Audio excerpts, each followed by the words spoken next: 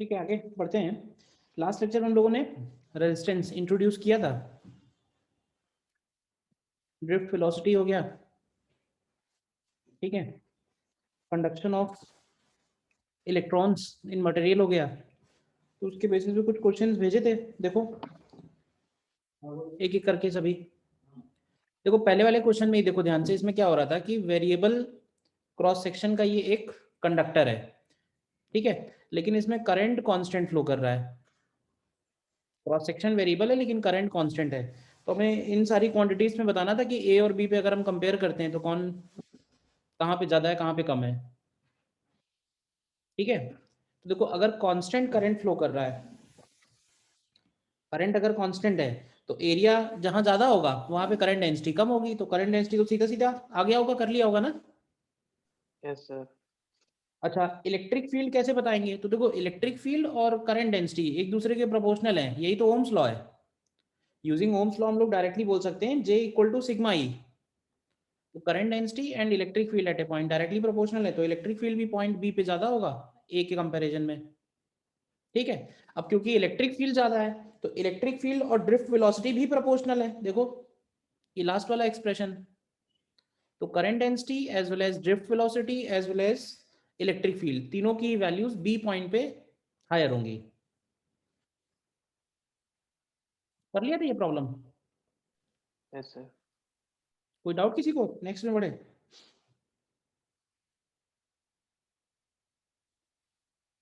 ठीक है, next question देखो। नेक्स्ट क्वेश्चन भी डायरेक्ट एप्लीकेशन था, I equal to A B D N का आंसर मैच कर लो, आंसर यही आ रहा है या कोई डाउट है तो बताओ।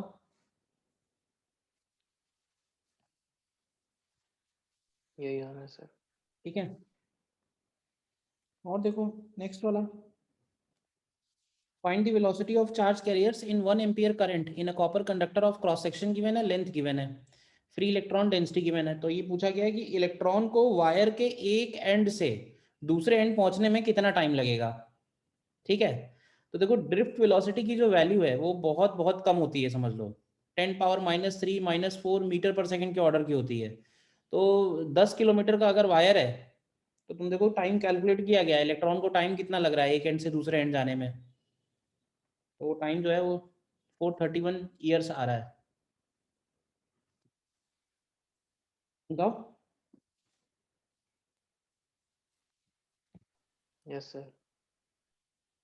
अब इसमें डाउट तो नहीं आ रहा है कि इलेक्ट्रॉन अगर इतना धीमे चल रहा है तो लाइट कैसे, मतलब इलेक्ट्रिसिटी कैसे इतना फास्ट ट्रेवल हो रही है? हम्म, क्या रीज़न है इसका? इसमें तो हम पोटेंशियल डिफरेंस अप्लाई करते हैं ना। एक्चुअली जो ट्रैवल करता है ना वो इलेक्ट्रिक फील्ड है। इलेक्ट्रॉन तो हर जगह मूव करना स्टार्ट कर देते हैं जैसे ही इलेक्ट्रिक फील्ड अप्लाई करेंगे। मतलब ऐसे समझो कि पोटेंशियल डिफरेंस हमने अप्लाई किया और पोटेंशियल डिफरेंस अप्लाई करने के बाद इलेक्ट्रिक फील्ड सेटअप हुआ। तो इलेक्ट्रिक फील्ड का जो सेटअप होना है वो स्पीड ऑफ लाइट के हिसाब से होता है, क्योंकि वो इलेक्ट्रोमैग्नेटिक वेव की तरह चलता है। तो इलेक्ट्रोमैग्नेटिक वेव्स की जो वेलोसिटी है वो तो 10⁻8 मीटर पर सेकंड है।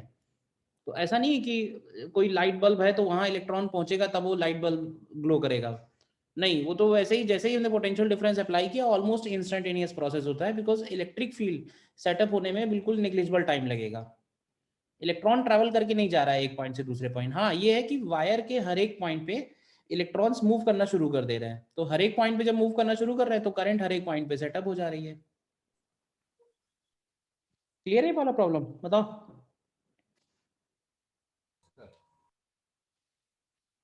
नेक्स्ट वाला देखो, नेक्स्ट अच्छा क्वेश्चन है।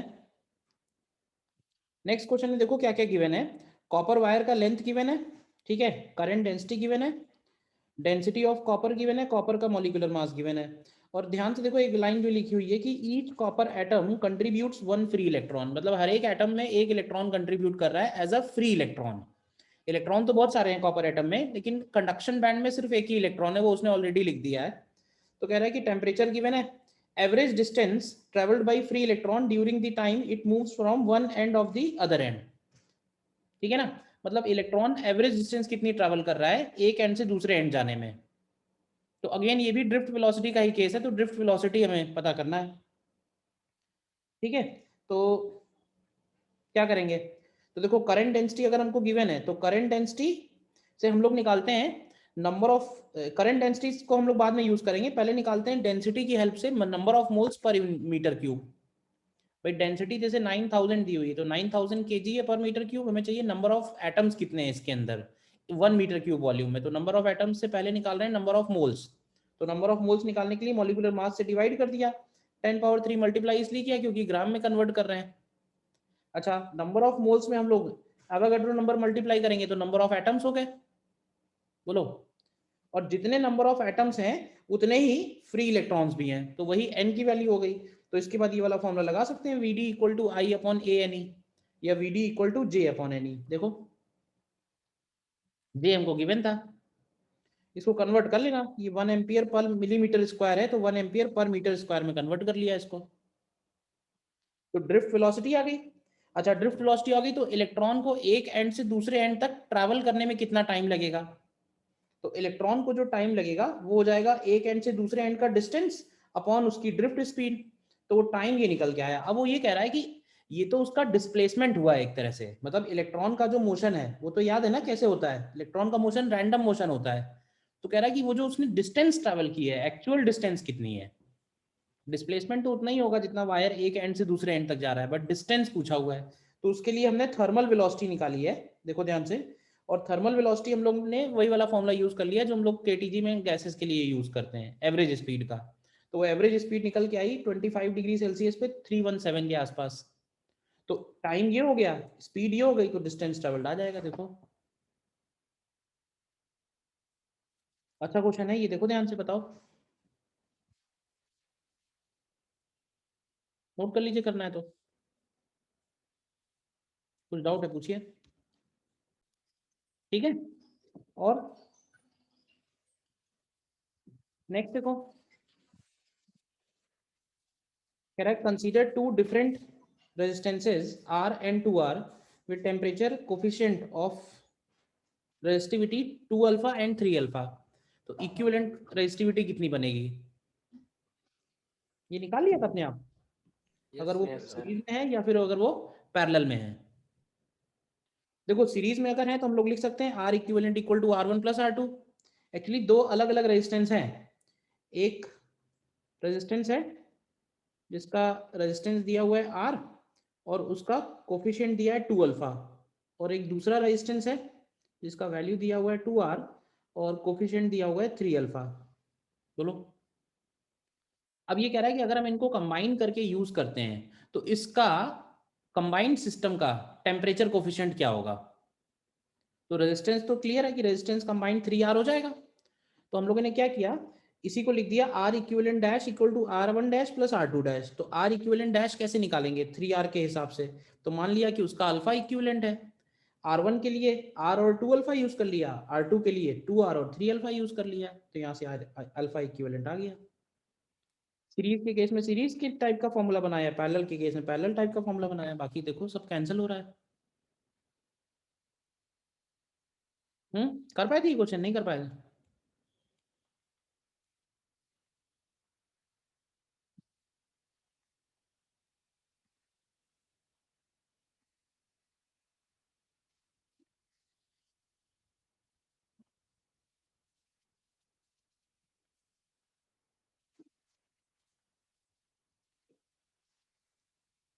क्लियर है।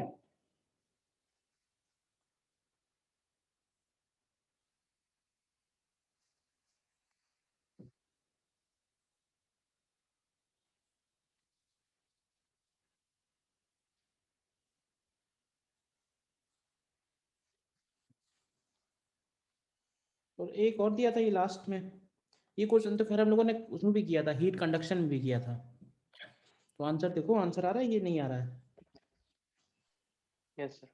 इसको हमने हीट कंडक्शन में भी किया था, एग्जैक्टली सेम क्वेश्चन शायद किया होगा, वहां पे इक्विवेलेंट थर्मल कंडक्टिविटी निकाली थी, यहाँ पे हम लोग इक्विवेलेंट रेजिस्टिविटी निकाल रहे हैं।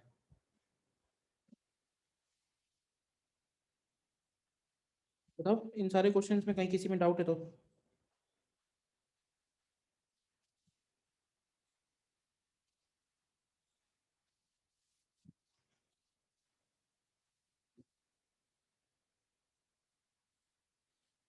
कोई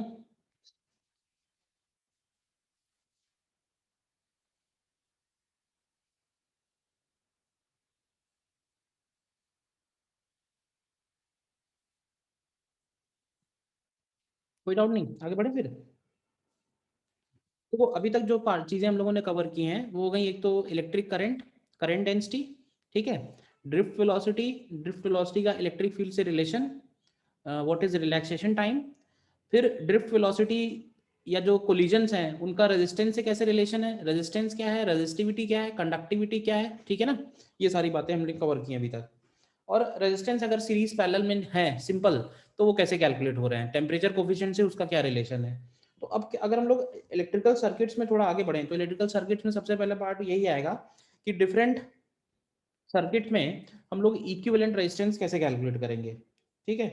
तो हमारा फर्स्ट हेडिंग पड़ेगा आज calculation of electrical resistance in circuits. देखो ठीक है, अब इसके वैसे तो बहुत सारे मेथड हैं, ठीक है, बट मुझे लगता है कि जो सबसे इम्पॉर्टेंट है या जिसके क्वेश्चंस पूछे गए हैं वो मेथड 1 ही है। एंड मेथड 1 देखा जाए तो कोई मेथड नहीं है, सिंपली जैसा दिखाई दे रहा है सीरीज में है रेजिस्टेंस या पैरेलल में दिखाई दे रहा है उसके हिसाब से उनका कैलकुलेशन। तो इसको मैं नाम देता हूँ विजुअल मेथड। विजुअल मतलब कुछ नया मेथड नहीं है, सिंपली कॉमन सेंस लगाना है, ठीक। देखो सीरीज में हम लोग तब बोलेंगे जब करंट की वैल्यू दोनों रेजिस्टेंस में सेम होगी, और पैरेलल में तब बोलेंगे जब potential difference across the two resistances will be same, ठीक। अब ये बात है तो बहुत छोटी सी बात, एक पॉइंट इसमें और हम नोट कर सकते हैं, और वो ये कि when different points in circuit are connected through metal wire,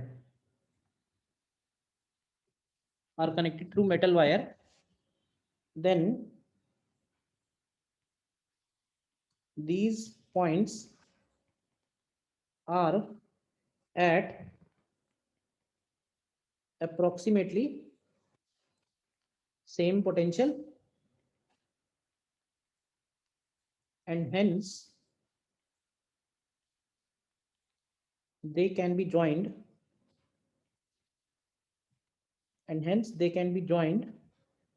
as a single node।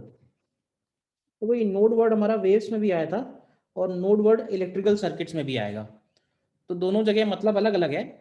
Electrical circuits में नोड का मतलब ये होगा कि जहाँ पे मल्टीपल ब्रांचेस आके मिल रही हैं, ठीक है ना, कई सारे वायर्स को हमने एक ही जगह ज्वाइन कर रखा है, तो उस पॉइंट को हम लोग नोड या जंक्शन बोल सकते हैं।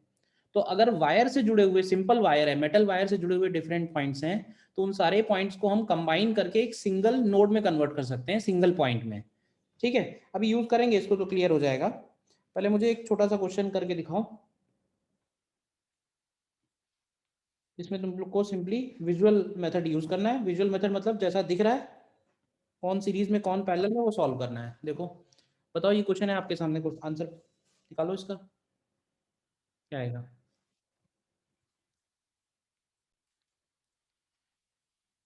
आंसर इसका 2 ओम आना चाहिए, देखो निकालो सभी लोग।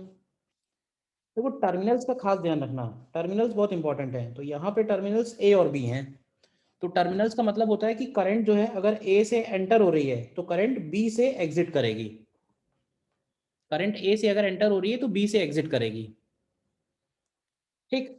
अब ये बताओ कि जब ए से एंटर करेगी तो सबसे पहले इस पूरे सर्किट में कहीं तुमको ऐसा लग रहा है कि कोई दो रेजिस्टेंस पैरेलल में या कोई दो रेजिस्टेंस सीरीज में, बताइए। लेफ्ट में 3 और 3 वाले सब सीरीज में। हाँ तुम ध्यान से देखो तो ये वाला 3 और ये वाला 3, ये दोनों डेफिनेटली सीरीज में है। मतलब कहने का ये कि इधर जो भी करंट जाएगा उतना ही करंट इधर भी जाएगा, चेक कर लो ध्यान से, क्योंकि पॉइंट एफ जो है वो कहीं और कनेक्टेड नहीं है, मतलब कहीं और से कुछ करंट आने का या जाने का रास्ता नहीं है सीधा सीधा। तो हम सबसे पहले तो क्या कर सकते हैं कि ये 3 और ये 3 सीरीज में कन्वर्ट कर सकते हैं। तो अभी बताओ कि इन दोनों को जब हम सीरीज में कन्वर्ट करेंगे 3 और 3 क्या बन जाएंगे 6, ठीक है। अच्छा ये वाला 6 और ये वाला 6 किस में आ जाएंगे पैरेलल। फिर ये दोनों पैरेलल में आ जाएंगे, देखो क्योंकि दोनों पॉइंट जो है वो ई और ए के बीच में कनेक्टेड है। तो इसी तरह से रिड्यूस करते जाओ सर्किट, देखो थोड़ा विजुलाइज करो, हो जाएगा, ओरली हो जाएगा। तो ये 6 और 6 बन जाएंगे 3, और फिर इस 3 के साथ 6 फिर से सीरीज में आ जाएगा, फिर इस 6 के साथ पैरेलल, फिर इस 3 के साथ, फिर इस दर, तो फाइनली देख लो कहाँ पहुंचे, 2 ओम आ रहा है नहीं आ रहा है? आ रहा है। ठीक है, 2 ओम आएगा इसका। और देखो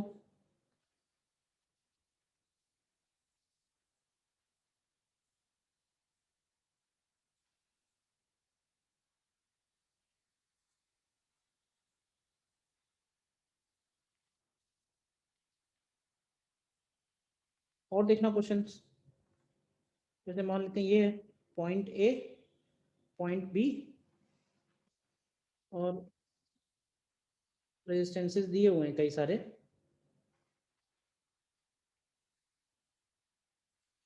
ये 1 ओम है, ये 2 ओम है, ये 6 ओम है, या ये 1 ओम है, ये 2 ओम है, ये 3 ओम है, ये भी सपोज 3 ओम है, ये 2 ओम, 1 ओम, 5 ओम, 1 ओम, 2 ओम।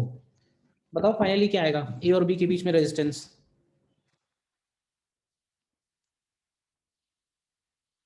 What is equivalent resistance between A and B?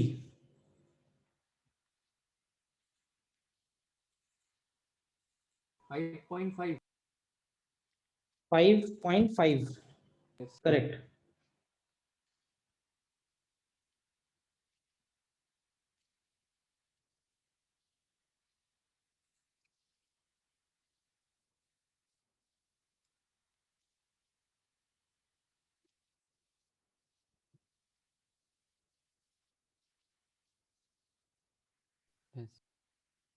और बताइए बाकी लोग, आ रहा है नहीं आ रहा है? Yes sir। Yes sir. Yes sir, आ गया। ठीक, और बताओ नेक्स्ट, देखो बताना है ये वाला, इसका आंसर आ रहा है 5.5।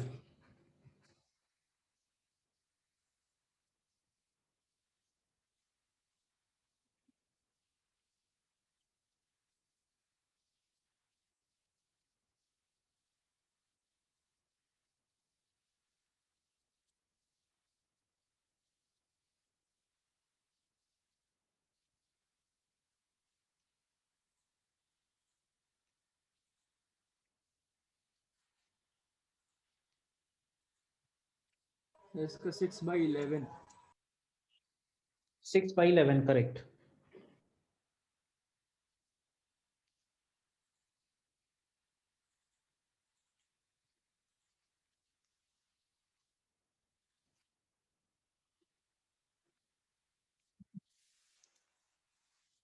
बताना है इसमें से कौन सा बताना है?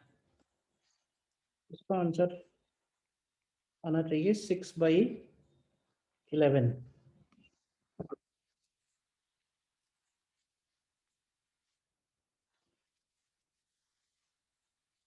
बताना किसी में डाउट है तो। देखो मेटल, लास्ट वाले का R/4। R/4।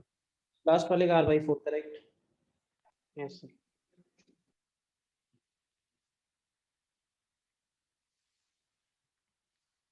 ठीक है, फिर मालूम है ना, ये सब बताने की जरूरत नहीं है ना।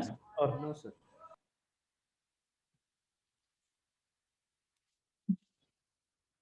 एक और इसमें कर लो फिर।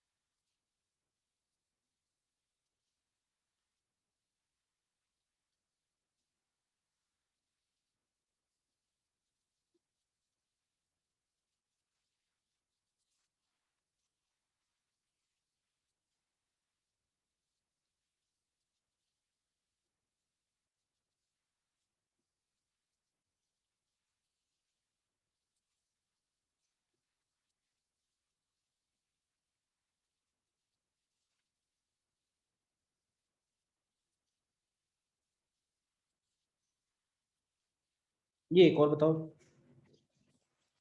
सर स्क्रीन थोड़ी ऊपर शिफ्ट कर दीजिए। हाँ, कौन सा क्वेश्चन देखना है? सर क्यू वाला, हम्म, क्यू वाला। और क्यों तो सभी है। सॉरी सॉरी सर, वो ट्रायंगल वाला जो है। बताना कौन सा है, बताओ, कोई बताना है इसमें से? सारे हो सर गए। ये तीसरा वाला बता दीजिए, 6/11 वाला। 6/11 वाले को देख लो जिसको नहीं पता है मेथड। मेथड ये है, जैसे पॉइंट ए और पॉइंट बी दिख रहे हैं तो क्या करो कि इसके लिए तुम पॉइंट ए और पॉइंट बी बना लो सबसे पहले। ठीक, अब देखो ध्यान से, जब तक वायर वायर रहेगा ना तब तक पॉइंट चेंज नहीं होगा। मतलब वायर जहां जहां कनेक्टेड है तब तक पोटेंशियल में कोई चेंज नहीं लेंगे। यानी ये पॉइंट ए है, ये भी ए है, ये भी ए है, ये भी ए है, ये भी ए है। इसी तरह से ये बी है तो ये भी बी है, ये भी बी है, ये भी बी है, और ये भी बी है। ठीक है, मतलब जब तक वायर वायर है तब तक पॉइंट नहीं चेंज कर रहे हैं, सेम ही पॉइंट रहेगा वो। तो अब तुम ध्यान से देखो कि इस सर्किट में ए और बी के बीच में कितने रेजिस्टेंस हैं, कौन कौन से हैं, वो तुम इसमें दिखा दो। तो तुम ध्यान से देखोगे तो ए और बी के बीच में एक 1 ओम है, तो 1 ओम हटा दिया, यहाँ लगा दिया। ठीक है, फिर 1 बी और ए के बीच में 2 ओम है, तो हमने एक 2 ओम और लगा दिया, इसको हटा दिया। और ए और बी के बीच में एक 3 ओम है, तो 3 ओम और लगा दिया। तो एक्चुअली ये तीनों रेजिस्टेंस किस में है, पैरेलल में आ गए। पैरेलल में। बस ये तीनों रेजिस्टेंस पैरेलल में आ गए। ऐसे ही फोर्थ वाला भी हो जाएगा। जहां तक मेटल वायर रहेगा पॉइंट्स का पोटेंशियल चेंज नहीं होगा। ये जो मैंने लाइन लिखवाई है, when different points in circuit are connected through a metal wire, then these points are at approximately same potential and they can be joined as a single node। बस इतना सा बेसिक कॉन्सेप्ट है जो ध्यान रखना है। ठीक है, देखो ये वाला करो, लास्ट वाला।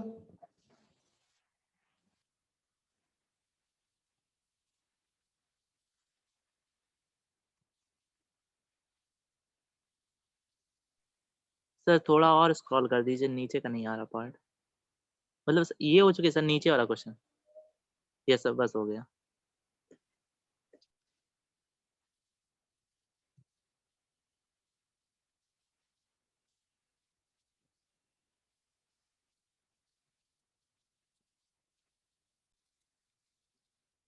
इसका आंसर आना चाहिए 606/19 ओम। अगेन प्रोसेस वैसे ही है। देखो ये पॉइंट ए है तो ये तो ए हो गया, ये बी हो गया, लेकिन जो वायर से जुड़े हुए हैं, तो जैसे मान लो कि ये पॉइंट सी है तो ये भी सी है, और ये पॉइंट डी है तो ये भी डी है। तो अब इसको बनाने के लिए क्या करो, पॉइंट ए और पॉइंट बी एक्सट्रीम कॉर्नर्स पे बनाओ। अब देखो ध्यान से, तो ए जो है वो सी से जुड़ा हुआ है और बी जो है वो डी से जुड़ा हुआ है, तो मैंने इस तरह से बना लिया। अब जो भी रेजिस्टेंस इस सर्किट में है ए बी सी डी के बीच में, वो सारे के सारे तुम्हें यहाँ दिखा देने हैं। तो देखो जैसे ए और सी के बीच में एक 10 ओम है, तो सबसे पहले ये 10 ओम आ गया। फिर सी और डी के बीच में 3 और 6 यानी 9 ओम है, तो ये 9 ओम आ गया, ये दोनों हो गए। फिर सी और डी के बीच में 6 ओम और है, तो सी और डी के बीच में 6 ओम और लगा दिया। और सी और डी के बीच में 4 ओम और है, तो सी और डी के बीच में 4 ओम और दिखा दिया। ये दोनों हो गए। अब बी और डी के बीच में 20 है, तो बी और डी के बीच में 20 ओम। बस इसका इक्विवेलेंट बना लेना है, बस ये है। ठीक है, बोलिए। इसी विजुअल मेथड में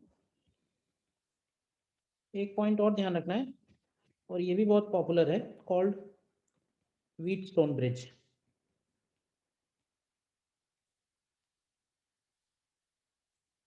ठीक है, व्हीटस्टोन ब्रिज भी वैसे तो देखा होगा।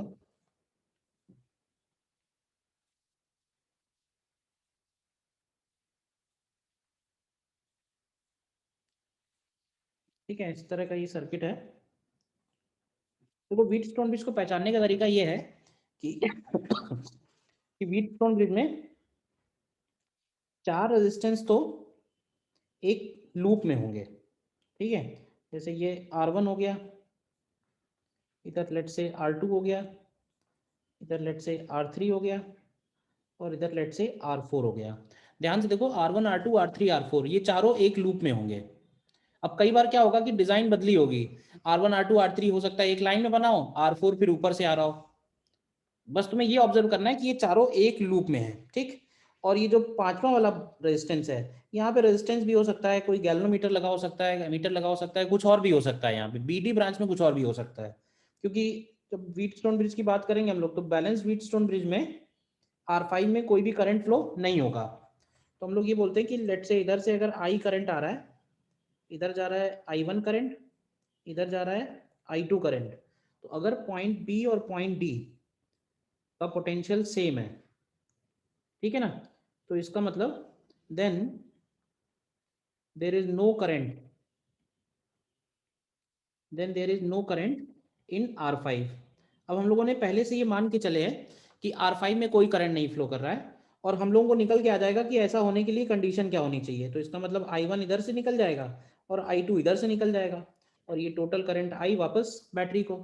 तो अब ध्यान से देखो, तो क्या ऐसे लिख सकते हैं कि VA माइनस VB जो होगा वो VA माइनस VD के इक्वल है। तो यहाँ से आपको इक्वेशन मिलेगी कि I1 R1 is equal to I2 R3। और अगर हम लोग VB माइनस VC की वैल्यू देखें तो VB माइनस VC जो है वो VD माइनस VC के इक्वल हो जाएगा, क्योंकि VB और VD हम लोगों ने इक्वल लिए हुए हैं। और दूसरी इक्वेशन बन जाएगी I1 R2 is equal to I2 R4। तो अगर यहाँ से डिवाइड करेंगे तो बैलेंस्ड व्हीटस्टोन ब्रिज का कंडीशन हमारे पास आ जाएगा R1 upon R2 is equal to R3 upon R4। या फिर इसको ऐसे भी लिख सकते हैं R1 upon R3 is equal to R2 upon R4। मतलब दोनों तरह से ये काम करेगा, ठीक है ना। रेशियो चाहे तो एक साइड के दोनों रेजिस्टेंस का रेशियो दूसरे साइड के दोनों रेजिस्टेंस के रेशियो के इक्वल हो, या ऊपर के दोनों रेजिस्टेंस का रेशियो नीचे के दोनों रेजिस्टेंस के रेशियो के इक्वल हो। दोनों तरह से काम करता है ये।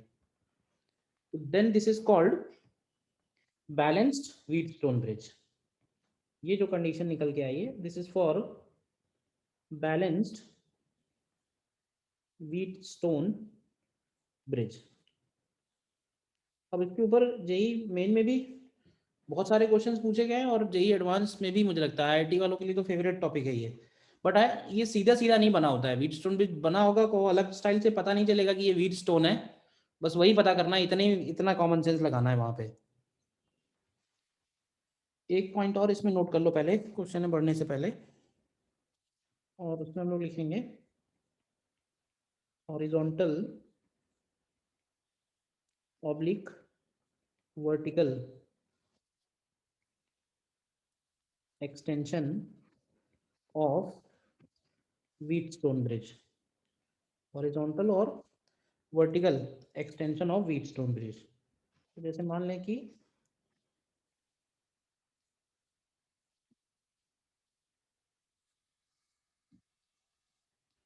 इस तरह से ये कोई सर्किट है, देखना ध्यान से।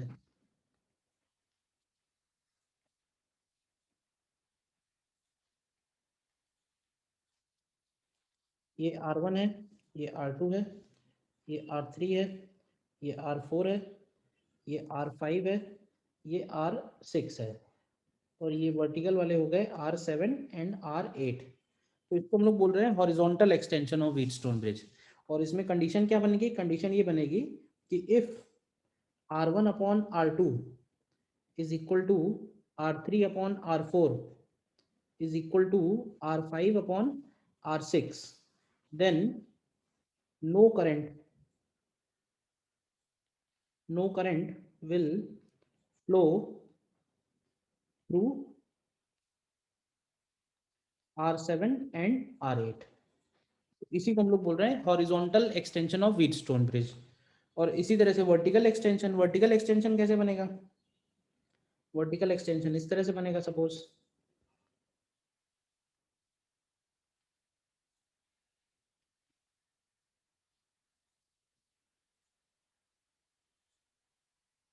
वर्टिकल एक्सटेंशन इस तरह से आ जाएगा। सपोज ये पॉइंट है, ये पॉइंट है R1 R2 R3 R4 R5 R6 R7 and R8। तो अगर इस तरह से बैलेंस है तो भी ये व्हीटस्टोन का ही एक तरह से एक्सटेंडेड वर्जन है ये। सेम पॉइंट हम यहाँ पे भी कॉपी कर सकते हैं, ठीक है ना। ये दोनों बातें जरूर नोट कर लो, ये भी बहुत इंपॉर्टेंट है।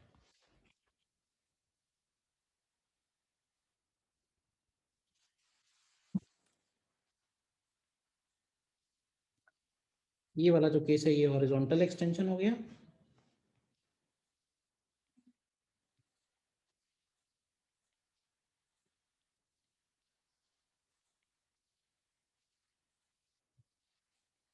ये वर्टिकल एक्सटेंशन हो गया।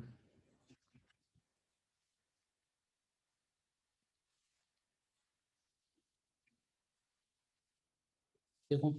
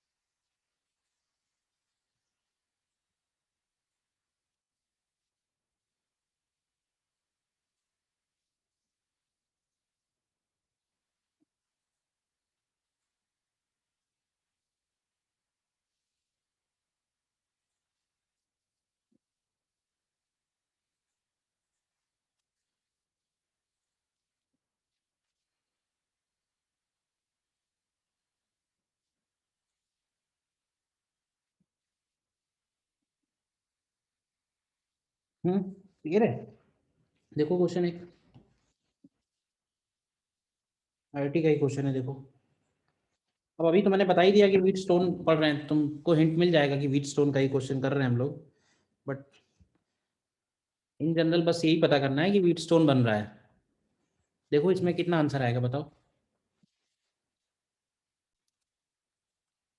इसका आंसर 1 एम्पियर आना चाहिए। देखो एक बार ट्राई करो, नहीं आ रहा है तो बताओ।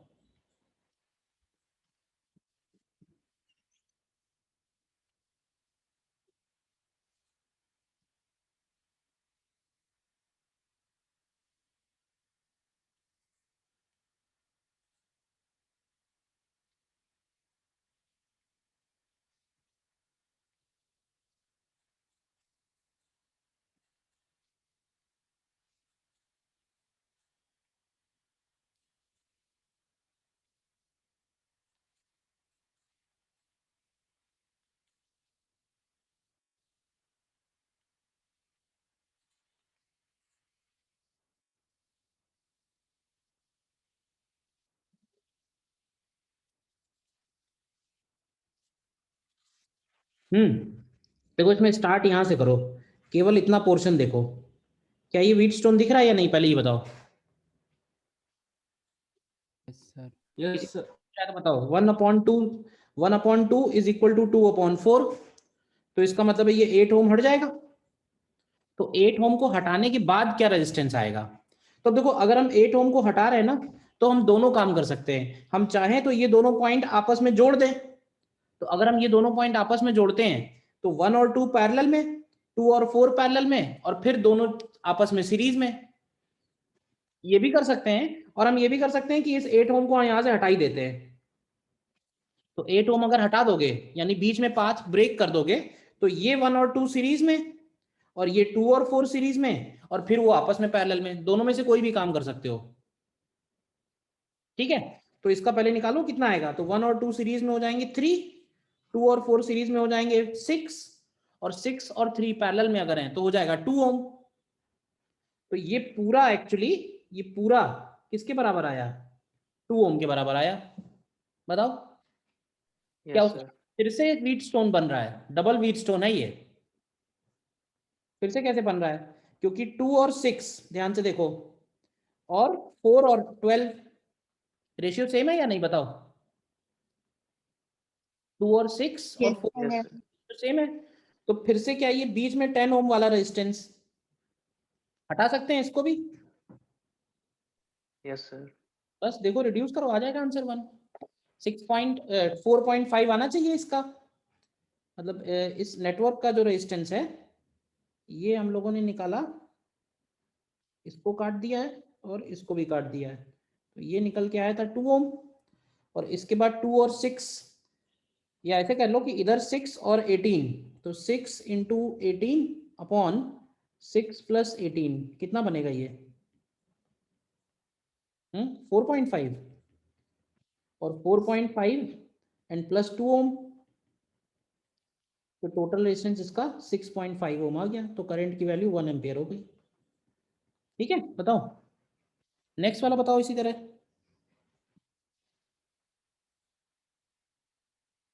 Next question.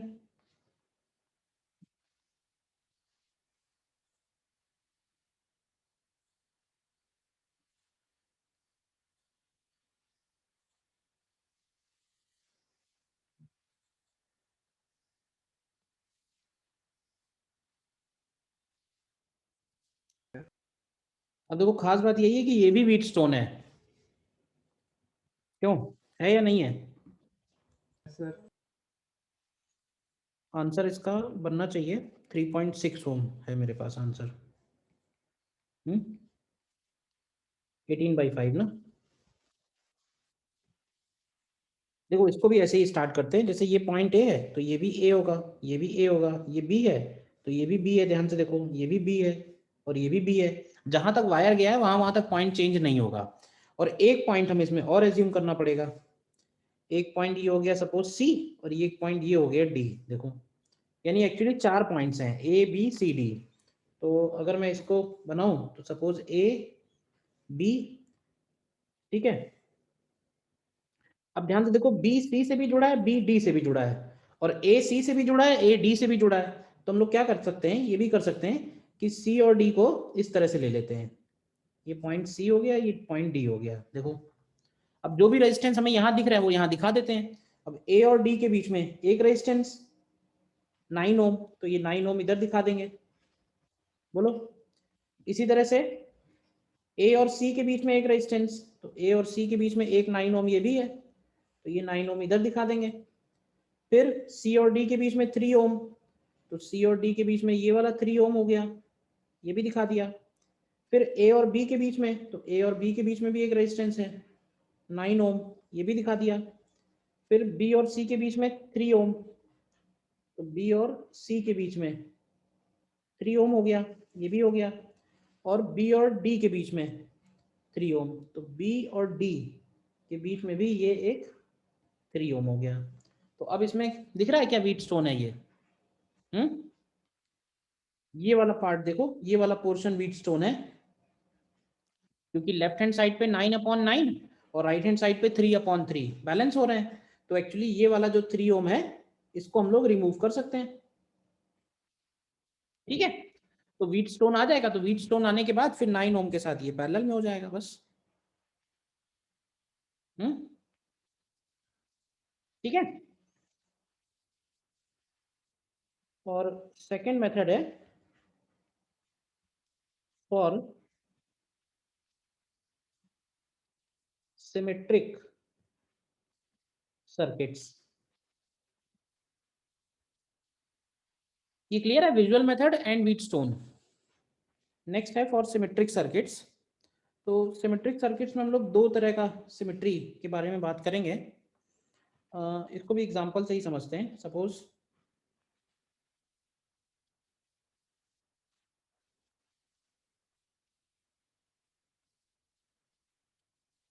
जैसे मान लो ये जो लास्ट में हम लोगों ने क्वेश्चन किया है इसी टाइप का सपोज कोई क्वेश्चन है, ये है point A, point B, point C, point D. ठीक है, इधर एक रेजिस्टेंस है 1 ओम, इधर एक रेजिस्टेंस है 2 ओम, इधर एक रेजिस्टेंस है 1 ओम, इधर एक रेजिस्टेंस है 2 ओम, एंड सपोज इधर है 3 ओम और इधर है 4 ओम। ध्यान से देखो, अब इस सर्किट को हम ये बोल सकते हैं कि ये सर्किट पॉइंट ए और पॉइंट सी के रिस्पेक्ट में सिमेट्रिक है। जैसे तुम लोग उसमें देखते हो ना केमिस्ट्री में, प्लेन ऑफ सिमेट्री, क्यों भाई,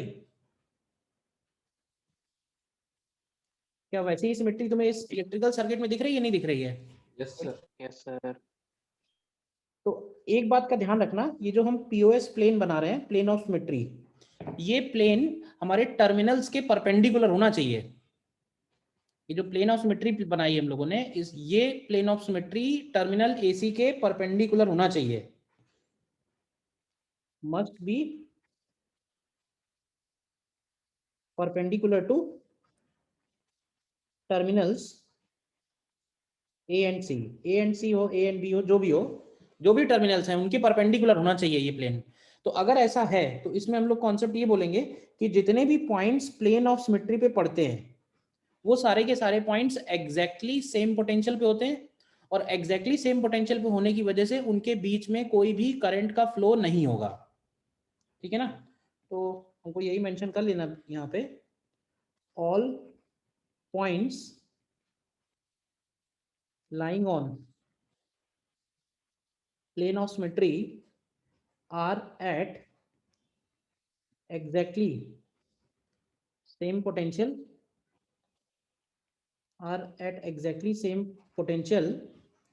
hence any resistance connected between them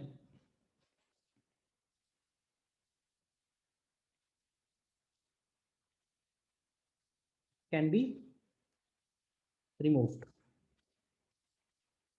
ठीक है ना? तो फिलहाल इस केस में क्या होगा, अब बिफोर प्लेन ऑफ सिमेट्री, अब वैसे तो ये क्वेश्चन व्हीटस्टोन ब्रिज से भी हो जाता, बट फिलहाल हम लोग सिमेट्री पढ़ रहे हैं तो सिमेट्री से करने की कोशिश करेंगे। तो विजुअल मेथड से वो रिड्यूस नहीं होगा, क्योंकि कोई भी दो रेजिस्टेंस पैरेलल या सीरीज में नजर नहीं आएंगे, वो बीच में जो 4 ओम पड़ रहा है वो फंसेगा, जिसकी वजह से ये काम नहीं हो पाएगा। हाँ, लेकिन अगर हम बीच में जो वो जो रेजिस्टेंस है 4 ओम उसको हटा दें तो क्या कहोगे? क्यों भाई? तो जो बीच में 4 ओम का रेजिस्टेंस है उसको हम लोग रिमूव कर दें सपोज, तो अब क्या कहोगे? अब ये सॉल्व हो जाएगा?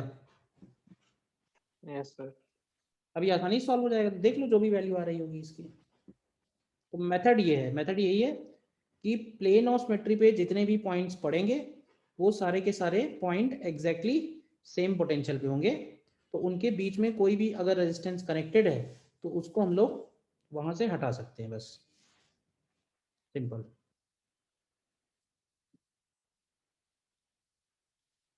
ठीक है? इसी प्लेन ऑफ सिमेट्री को हम एक और तरह से एक्सप्रेस कर सकते हैं।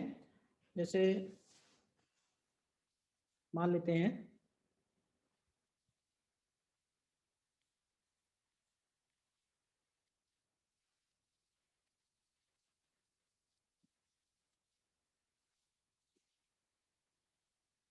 इस तरह का सर्किट है, देखो लास्ट वाले में क्या आंसर आ रहा है, निकाल लो।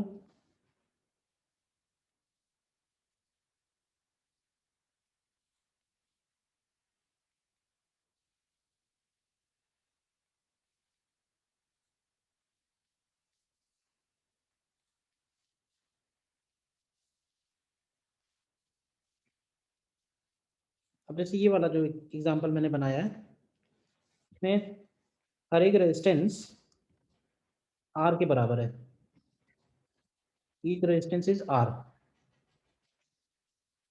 ठीक है?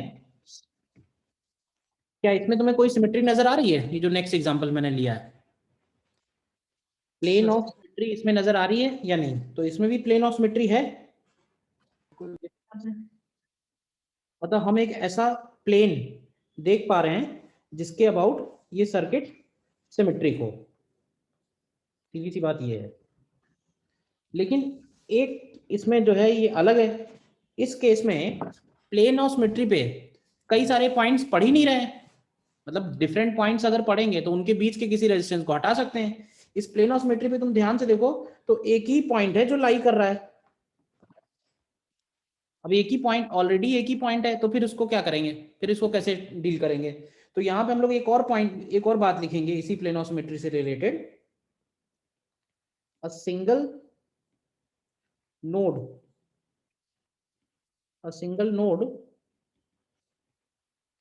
lying on plane of symmetry can be split into multiple nodes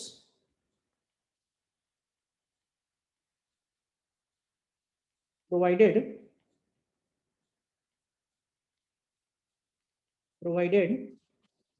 all new nodes are also lying on plane of symmetry। क्यों भाई, क्या मतलब हुआ इसका? अगर प्लेन ऑफ सिमेट्री पे एक ही नोड लाई कर रहा है, सिंगल नोड है, तो हम उस सिंगल नोड को मल्टीपल नोड्स में कन्वर्ट कर सकते हैं। पहले हम लोग पहला पॉइंट हम लोगों ने लिखा कि मल्टीपल पॉइंट्स होंगे तो उनके बीच के किसी रेजिस्टेंस को हटा सकते हैं। दूसरा पॉइंट लिख रहे हैं कि अगर सिंगल नोड है तो उस सिंगल नोड को हम लोग मल्टीपल नोड्स में कन्वर्ट कर सकते हैं। ठीक है, प्रोवाइडेड कि जो मल्टीपल नोड्स बनेंगी वो नोड्स भी प्लेन ऑफ सिमेट्री पे ही लाई करनी चाहिए। तो इसको हम लोग कैसे यूज करेंगे इस बात को? तो देखो, इसको फिर से ये डायग्राम बनाते हैं हम लोग, और क्या करेंगे कि ये जो बीच में पॉइंट है, ध्यान से देखो, ये जो बीच में पॉइंट है, इस बीच वाले पॉइंट को हम वहां से एक तरह से लिफ्ट कर देंगे, देखना, और इसको लिफ्ट करके देखो ये वाला पॉइंट, तो एक्चुअली एक ही नोड था और उसको हमने कन्वर्ट कर दिए 3 नोड्स में। देखो बना ऐसा कि नहीं बना? तो यहां से यहां ऐसा कर सकते हैं कि नहीं कर सकते हैं? तो तभी कर सकते हैं जब नए पॉइंट्स जो बन रहे हैं वो भी उसी प्लेन ऑफ सिमेट्री पे लाई करें। तो लाई कर रहे हैं कि नहीं कर रहे हैं, बस पूरी बात ध्यान रखना, बस जो सेंटेंस लिखा हुआ है।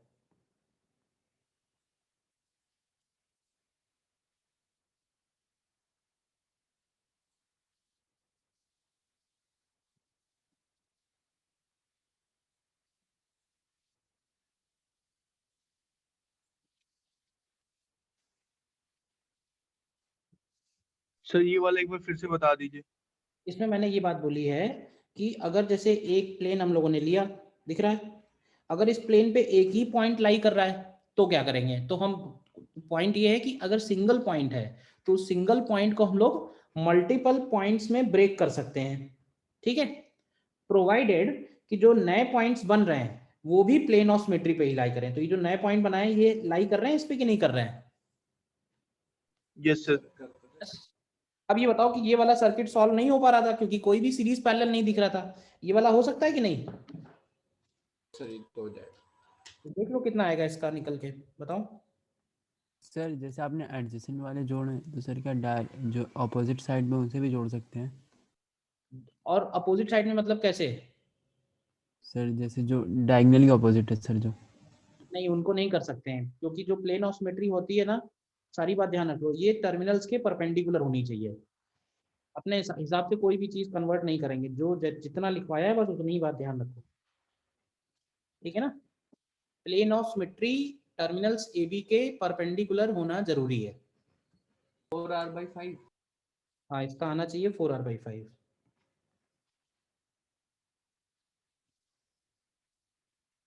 ठीक है ना? इसको हम लोग करंट इनपुट आउटपुट सिमेट्री से भी बोल सकते हैं। करंट इनपुट आउटपुट सिमेट्री क्या है कि जैसे मान लो कि ए पॉइंट से करंट एंटर हुई, ए पॉइंट से आई करंट एंटर हुई, तो बी पॉइंट से भी आई करंट वापस आएगी। जितना करंट सर्किट में एंटर होगा उतना ही करंट वापस बैटरी को मिलेगा। अब ये बताओ कि जब ए पॉइंट पे करंट पहुंची तो वो कितने पाथ्स में डिवाइड हो रही है? क्या लगता है? करंट जब ए टर्मिनल पे पहुंच रही है तो कितने पार्ट्स में डिवाइड होगी? बताओ। 3 पार्ट नजर आ रहे हैं उसको, अंदर जाने के लिए सर्किट में कितने रास्ते नजर आ रहे हैं सिंपल शब्दों में? 3 रास्ते नजर आ रहे हैं। अब मुझे जरा सोच के बताओ कि क्या ये तीनों रास्ते आइडेंटिकल हैं या इनमें से कोई 2 रास्ते आइडेंटिकल हैं? सर 2 आइडेंटिकल हैं। 2 आइडेंटिकल हैं, वेरी गुड। कौन कौन से 2 आइडेंटिकल हैं? तो बस कॉन्सेप्ट ये है कि जो रास्ते आइडेंटिकल हैं उस पे जाने वाला करंट भी सेम होगा। तो अब इसमें से कौन कौन से करंट सेम हो जाएंगे? देखो ध्यान से, क्या ऊपर वाला I1 और नीचे वाला I1 सेम हो जाएगा? बीच में जाने वाला I2 अलग होगा। बताओ। ठीक, अब ये हो गया Yes, sir. Current symmetry at input. अब हम यही सेम कॉन्सेप्ट लगाएंगे आउटपुट पे, एग्जिट पे। ये मैंने कॉन्सेप्ट लगाया एंट्री पे, अब यही सेम कॉन्सेप्ट हम लोग एग्जिट पे लगाएंगे। तो एग्जिट पे बताओ, एग्जिट पे जब करंट आई आ रहा है तो कितने रास्तों से आ रहा है, बोलो? क्या फिर से 3 रास्ते हैं? और इन 3 रास्तों में से कोई 2 रास्ते आइडेंटिकल हैं क्या? तो बोलेंगे फिर से हाँ वैसे ही है, 2 रास्ते आइडेंटिकल हैं। तो जो आइडेंटिकल रास्ते हैं उस पे जाने वाला करंट भी आइडेंटिकल होगा, यानी इधर I1 होगा, इधर I1 होगा, बीच में I2 होगा। अब जैसे ही बीच में I2 आया तो ये बात तुम्हें समझ में आ जानी चाहिए कि इसका मतलब ये हुआ कि ये जो बीच वाला करंट I2 है ये सीधा निकल जा रहा है, मतलब ये उन ट्रायंगल्स में नहीं फंस रहा है। और अगर ये सीधा निकल जा रहा है तो इसका मतलब ये हुआ कि इधर वाला करंट इधर है, इधर वाला करंट इधर है, सिमेट्री से। तो ये वाला सर्किट आ जाएगा। बताओ, हम लोग ये भी बोल सकते हैं कि जो ये आइडेंटिकल करंट डिवाइड हुई है ना, तो पॉइंट सी और पॉइंट डी ये दोनों पॉइंट्स सेम पोटेंशियल पे होंगे। इसी तरह से पॉइंट ई और पॉइंट एफ ये दोनों पॉइंट भी सेम पोटेंशियल पे होंगे। हालांकि इस बात का इस क्वेश्चन में कोई खास यूज नहीं आएगा, बट हाँ ध्यान रखो किसी और क्वेश्चन में कुछ यूज हो सकता है। अगर पोटेंशियल सेम है तो अगर सी और डी के बीच में कोई रेजिस्टेंस जुड़ा होता तो हम उसको हटा सकते थे इस कॉन्सेप्ट का यूज करके, कि अगर आइडेंटिकल करंट जा रही है तो पोटेंशियल डिफरेंस भी आइडेंटिकल होगा, मतलब ए और सी के बीच में, ए और डी के बीच में पोटेंशियल डिफरेंस सेम आएगा। देखो ध्यान से एक बार अच्छे से देख लो, कुछ डाउट है तो बताओ, क्योंकि कॉन्सेप्ट यही रहेगा, फिर क्वेश्चंस फिर चाहे जैसे बदलते रहें।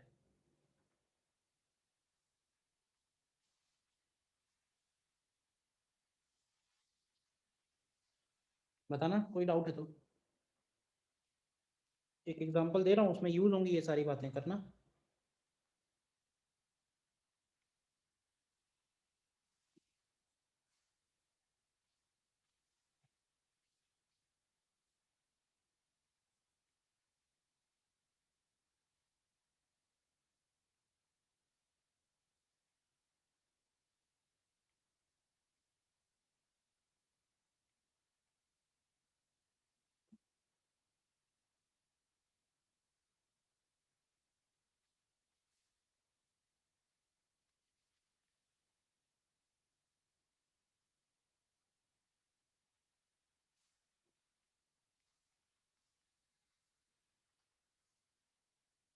देखो इसमें हम ज़्यादा टाइम नहीं वेस्ट करेंगे क्योंकि इंपॉर्टेंट तो नहीं है, देखो बहुत ज़्यादा इंपॉर्टेंट नहीं है, बट क्वेश्चन हर जगह दिए रहते हैं हर किताबों में, तो इसलिए मैंने करा दिया है। इंपॉर्टेंट हमारा पहला वाला ही केस है, विजुअल मेथड और व्हीटस्टोन। इसमें बताओ जल्दी से कि हर एक रेजिस्टेंस अगर आर है तो इक्विवेलेंट रेजिस्टेंस कितना आएगा ए और बी के बीच में?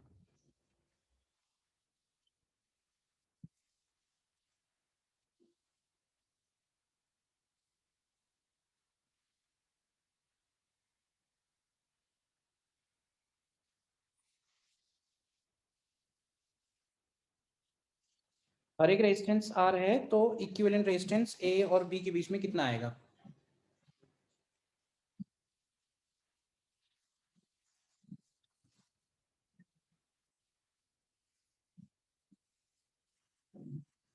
PR by 4R/5 sir 4R/3 PR by 4 4R/3 आना चाहिए।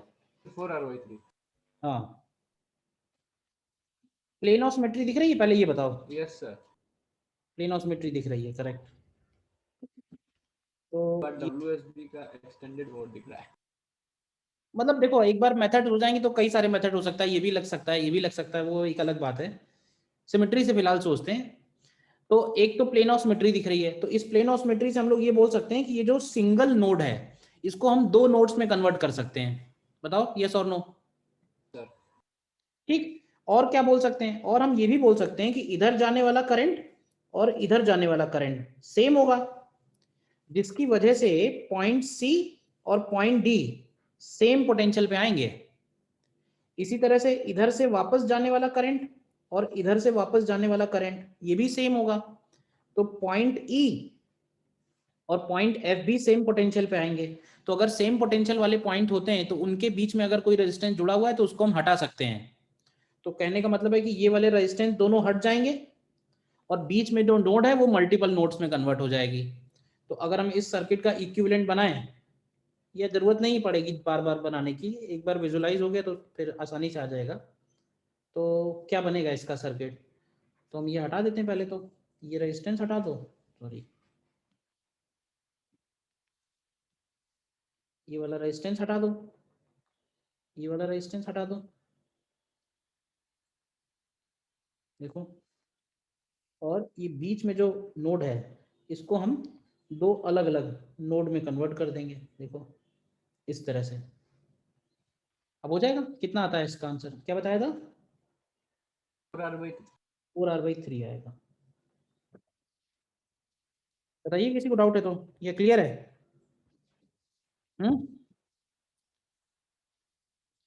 क्लियर है या डाउट है कोई तो बताओ। क्लियर है।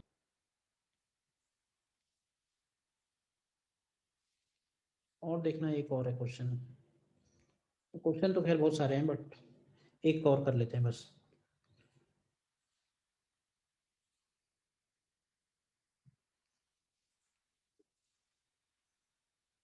ठीक है, ये हो गया A B C D और E F G H।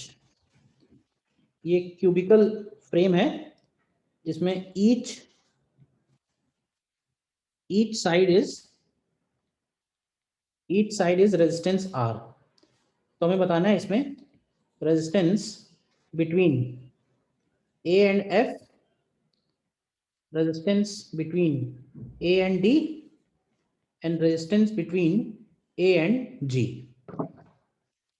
A और F के बीच में क्या रेजिस्टेंस है, A और D के बीच में क्या रेजिस्टेंस है, और A और G के बीच में क्या रेजिस्टेंस है, देखो करो।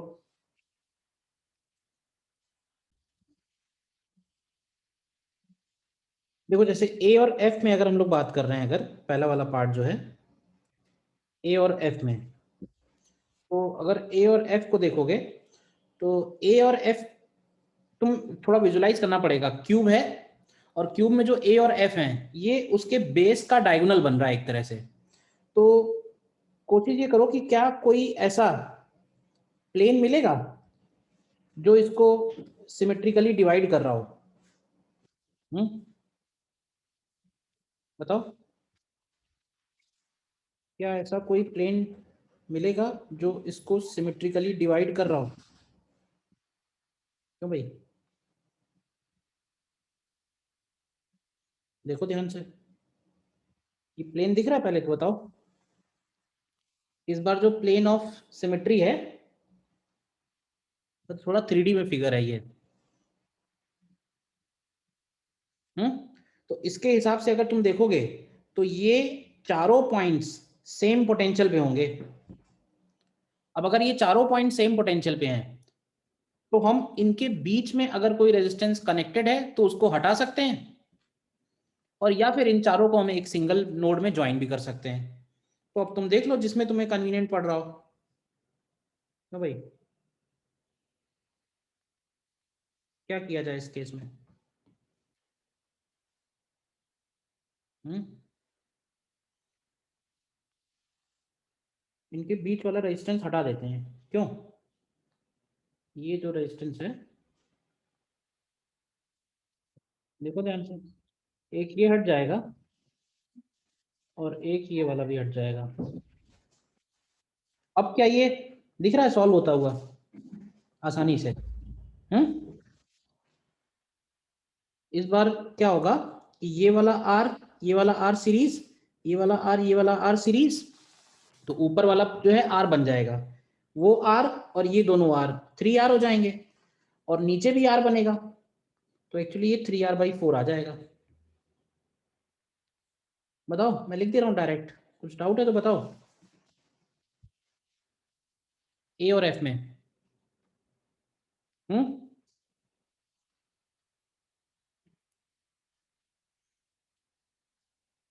ठीक है।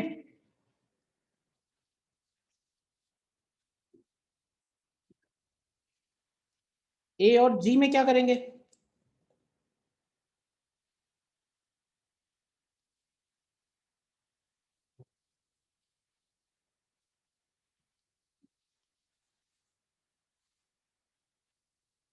ये वाला प्लेन तो हटाई दो पहले।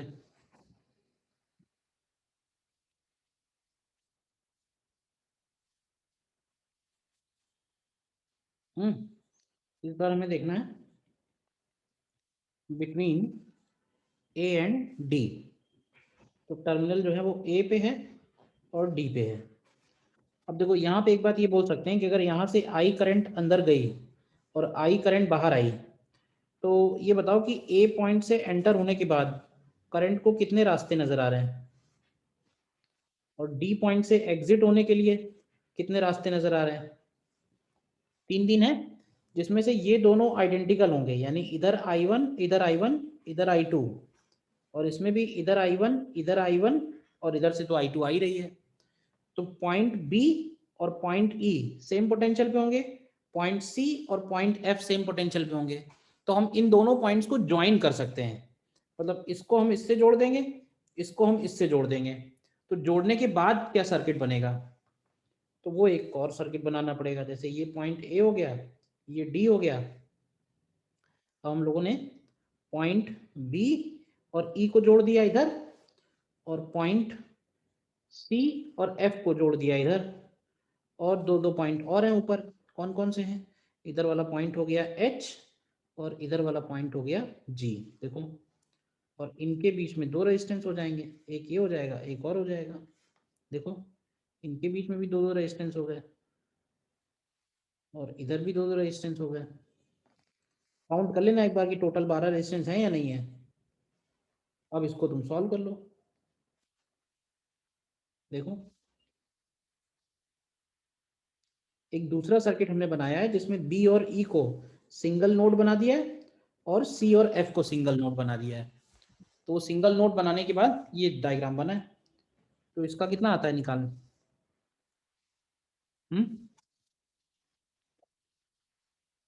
कितना आता है इसका आंसर? इसका आ रहा है 7R/12 आ रहा है। Yes sir. ठीक है, और इसी तरह से अगर हम ए और जी में चलेंगे,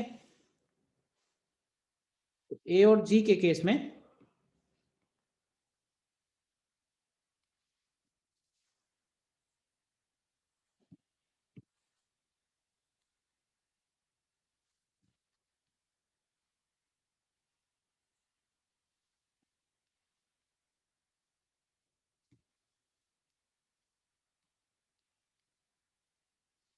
ए और जी में देखना ध्यान से, मतलब ए से करंट एंटर हो रही है और जी से एग्जिट हो रही है। तो यहाँ पे क्या होगा ना, यहाँ पे तीनों ही रास्ते आइडेंटिकल होंगे, मतलब ये और ये। अगर यहाँ से आई करंट आ रही है तो इधर जाएगी I/3, इधर जाएगी I/3 और इधर भी जाएगी I/3। इसी तरह से जब इधर से एग्जिट होगी तो भी इधर जाएगी करंट I/3, इधर भी I/3 और इधर भी I/3। देखो ध्यान से, और हम करंट को चाहें तो पूरे सर्किट में डिवाइड भी कर सकते हैं। भाई इधर I/3 जाएगी, फिर 2 पार्ट में डिवाइड हो रही है, तो इधर I/6, इधर I/6, इसी तरह से इधर I/6, इधर I/6। देखो, और ये जो I/3 आ रही है इधर से, तो इधर से I/6 और इधर से I/6। देख लो, हो गए सारे? नहीं हो गए? इधर भी I/6 और इधर भी I/6।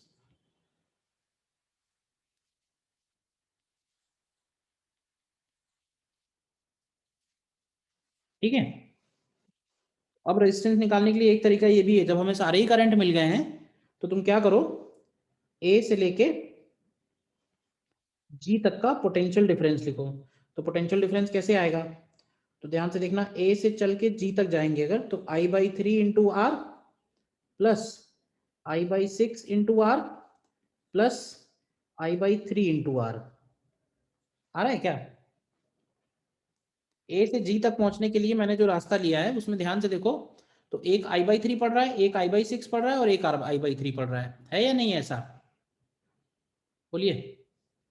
और इसको हम लोग लिख सकते हैं I इंटू आर इक्विवेलेंट। तो यहाँ से देखो आर इक्विवेलेंट की वैल्यू आ जाएगी 5r/6। ऐसे नहीं करना है तो कोई बात नहीं, पॉइंट बी, पॉइंट ई और पॉइंट डी ये तीनों एक ही पॉइंट बन जाएंगे, मतलब बी, ई और डी एक पॉइंट होंगे। इसी तरह से एच, सी और एफ ये एक ही पॉइंट होंगे। बाकी इधर है पॉइंट ए, इधर है पॉइंट जी, तो इनके बीच में एक रेजिस्टेंस है, एक्चुअली इनके बीच में 3 रेजिस्टेंस हैं, और इनके बीच में अगर तुम निकालोगे तो टोटल 6 रेजिस्टेंस आएंगे।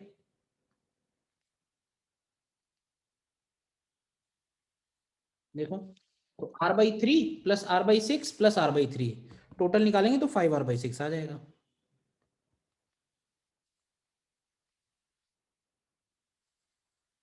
देखो बताइए।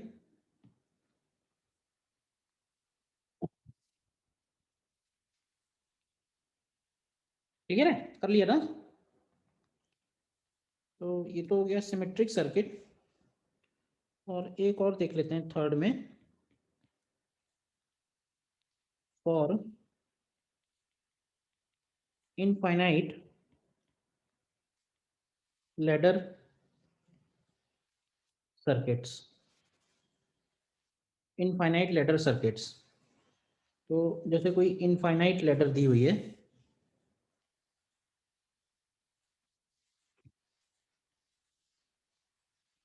सपोज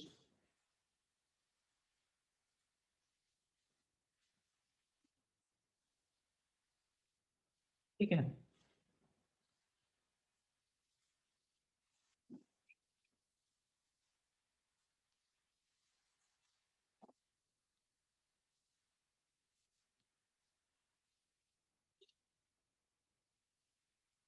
टर्मिनल ए, बी,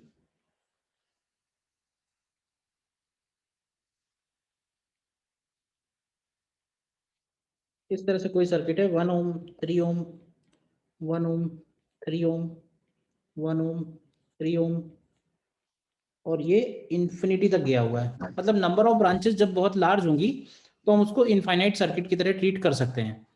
तो अगर लार्ज नंबर ऑफ ब्रांचेस हैं तो इसका रेजिस्टेंस कैसे निकालेंगे बिटवीन ए एंड बी? तो भाई इधर भी लगा दो, मान लो इधर है 2 ओम। इसको कैसे निकालेंगे? तो इसके लिए हम लोग ये बोलते हैं कि अगर इनफाइनाइट है तो ये बताओ कि अगर इनफाइनाइट में से अगर हम एक ब्रांच कम कर दें तो क्या इसकी सेहत पे कोई असर पड़ेगा क्या, इनफाइनाइट अगर है तो? बोलो।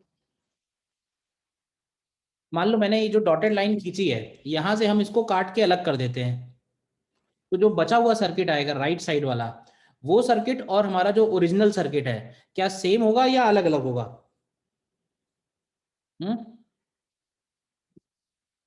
क्यों भाई, सेम होगा या अलग अलग होगा? इनफाइनाइट है तो सेम ही आएगा। तो हम क्या कर सकते हैं कि जितना पार्ट हमने इसमें से अलग किया है, देखना, जैसे ये पॉइंट ए था, ये पॉइंट बी था, ये मैंने जो कट पार्ट है इसको बना रहा हूं, ये 3 ओम है और इधर वाला 2 ओम है। अब इसमें से जो कट पार्ट है वो है ये सी और डी वाला। देखो सी और डी के राइट साइड में जितना भी सर्किट है और हमारा जो ओरिजिनल सर्किट है सेम ही है, तो अगर हम एज्यूम कर लें कि let resistance between A and B is equal to R equivalent, तो ऐसे बोल सकते हैं कि जो हमने अलग किया है सी और डी का, उसका भी रेजिस्टेंस आर इक्विवेलेंट ही है। बताओ, ये कुछ मैथमेटिकल टाइप का मेथड है सॉल्व यस करने। सर। अगर हमने एक ब्रांच कम कर दी है उस इनफाइनाइट ब्रांचेस में से, तो जो सर्किट बचेगा वो भी वही होगा आर इक्विवेलेंट। तो उसको जो कट करके अलग कर रहे हैं, मतलब सीडी के राइट साइड में जितना भी सर्किट है क्या वो भी तो आर इक्विवेलेंट ही है, तो उसको हम आर इक्विवेलेंट लिख सकते हैं। तो अब तुम इस सर्किट का अगर रेजिस्टेंस निकालते हो तो वो किसके बराबर आना चाहिए? आर इक्विवेलेंट के बराबर आना चाहिए। तो बना लो इक्वेशन, कैसे बनाओगे? तो तुम देखोगे कि आर इक्विवेलेंट और 3 ये दोनों पैरेलल में, और उसके बाद 1 और 2 के साथ सीरीज में कितना बनेगा बताओ? आर इक्विवेलेंट और 3 पैरेलल में बनेगा 3 into R equivalent upon 3 plus R equivalent, और फिर इसमें 1 ओम और इसमें 2 ओम, ये ऐड होके फाइनली आर इक्विवेलेंट के बराबर आना चाहिए। तो इसको तुम सॉल्व करोगे तो एक क्वाड्रेटिक इक्वेशन बन जाती है, बट हाँ उससे जो पॉजिटिव सोल्यूशन आएगा वो हमारा इस सर्किट का रेजिस्टेंस इक्विवेलेंट हो जाएगा। इनफाइनाइट लेटर को सॉल्व करने का यही तरीका है कि उसको एक ब्रांच उसमें से कम कर दो, ओरिजिनल का एज्यूम करो कितना रेजिस्टेंस है, एक ब्रांच कम करने के बाद जो सर्किट बचा है उसका रेजिस्टेंस निकालो कितना होगा, और उसको हटा के इनफाइनाइट हटा के वो फाइनाइट जोड़ दो और वो आर इक्विवेलेंट के इक्वल कर दो। देखो निकालो इसको कितना आता है, आंसर बताओ।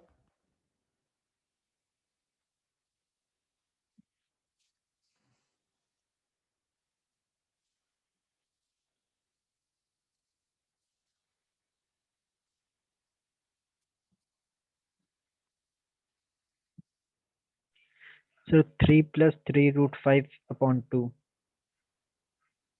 3 प्लस 3 root 5 upon 2. ऑन 2, यही आ रहा है सबका?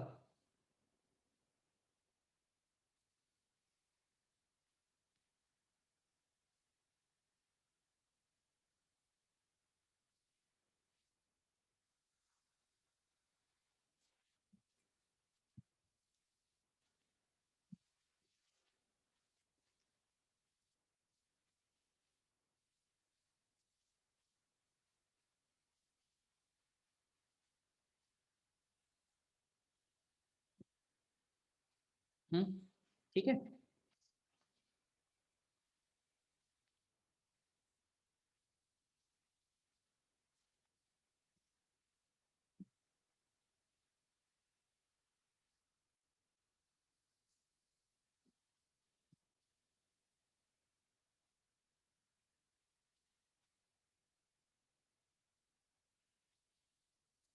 सर एक बार दोबारा एक्सप्लेन कर दीजिए ये वाला टॉपिक।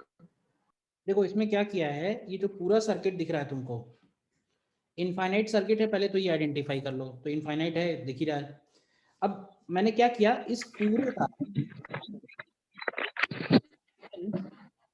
एज्यूम कर लिया है आर इक्विवेलेंट, इस पूरे का रेजिस्टेंस हमने सबसे पहले स्टेप में एज्यूम कर लिया है आर इक्विवेलेंट। ठीक, अब अगर हम इसमें से इतना पार्ट काट के अलग कर दें तो जो बचेगा यानी ये वाला पार्ट, इसका रेजिस्टेंस भी तो आर इक्विवेलेंट ही होगा, ये बताओ। मैंने इतना यस कट, सर। तो जो बचेगा उसका भी आर इक्विवेलेंट होगा। तो हमने क्या किया, उस बचे वाले को इनफाइनाइट की बजाय सिर्फ आर इक्विवेलेंट लिख दिया है। देखो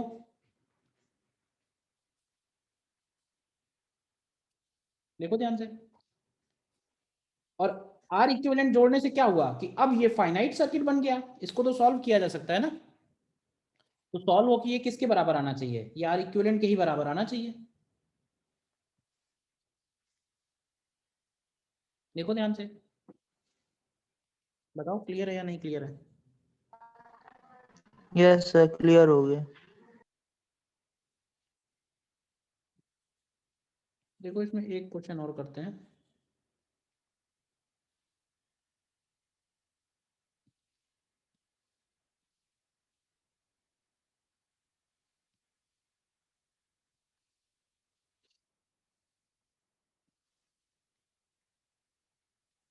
वैल्यूज चेंज कर दे रहा हूं मैं।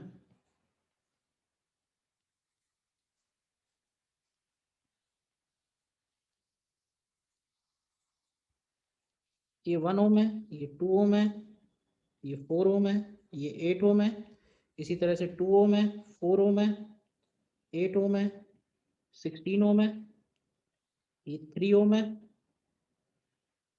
6 ओम है, 12 ओम है, 24 ओम है। निकालो क्या आएगा, इसके लिए निकालो क्या आएगा।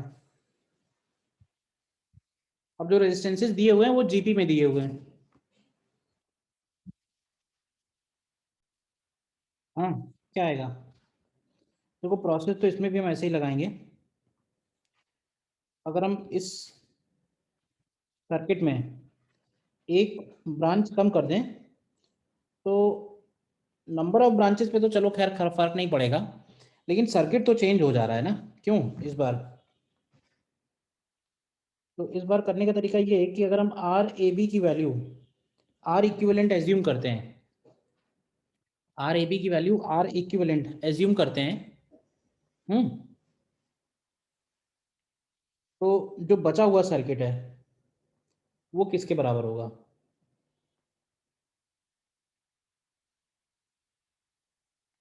ये रहा पॉइंट ए, पॉइंट बी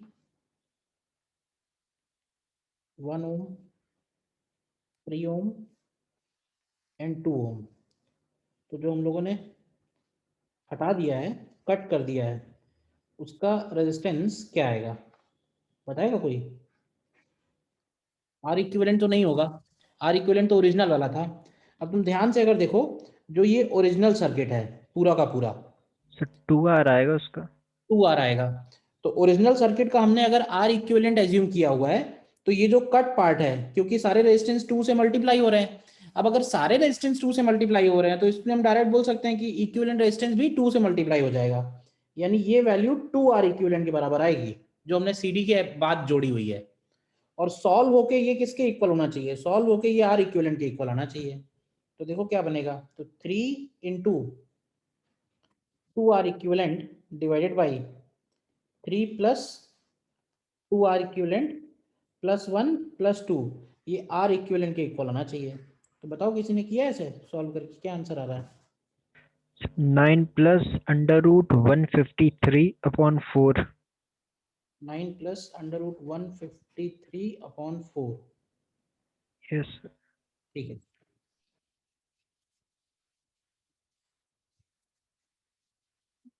बताओ समझ में आया? बाकी लोगों को नहीं आया?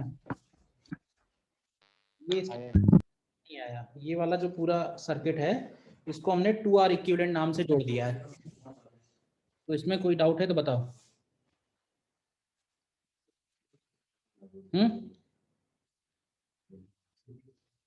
सर एक बार फिर से बता दीजिए।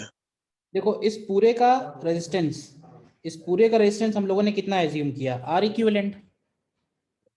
यहाँ तक ठीक है? अब मैंने ये कहा कि अगर हम इसमें से ये पार्ट हटा देते हैं तो जो सर्किट बच रहा है उसके बारे में जरा सोचो। ये जो सर्किट बच रहा है और जो ओरिजिनल सर्किट है, ओरिजिनल सर्किट में अगर हम सारे रेजिस्टेंस 2 से मल्टीप्लाई कर दें तो ये बचा हुआ सर्किट आ जाएगा या नहीं आ जाएगा? ठीक है, यस सर। इसका रेजिस्टेंस हो गया 2R इक्विवेलेंट, इसको हमने यहाँ पे लाके जोड़ दिया और ये बराबर आना चाहिए किसके? R के बराबर आना चाहिए, क्योंकि स्टार्ट तो R से किया था ना। मतलब ऐसे देखो ध्यान से कि पिछले क्वेश्चन और इस क्वेश्चन में फर्क है, तो तुम्हें कॉन्सेप्ट क्लियर हो जाएगा।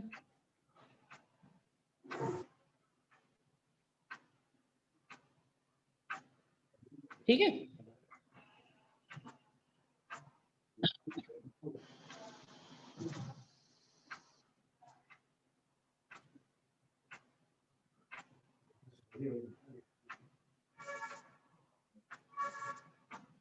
ठीक है ना?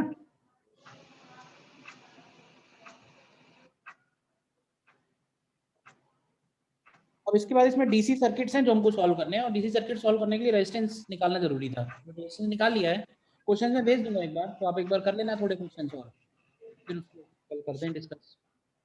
ठीक है।